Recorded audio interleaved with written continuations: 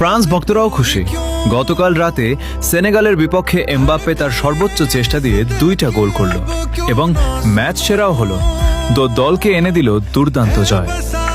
Argentina ভক্তরাও খুশি, কারণ সকালে আলজেরিয়ার বিপক্ষে মেসি তার শেষ বিশ্বকাপের প্রথম ম্যাচেই হ্যাটট্রিক করে বসল এবং বিশ্বকাপের ইতিহাসে সর্বোচ্চ গোলদাতা হয়ে গেল।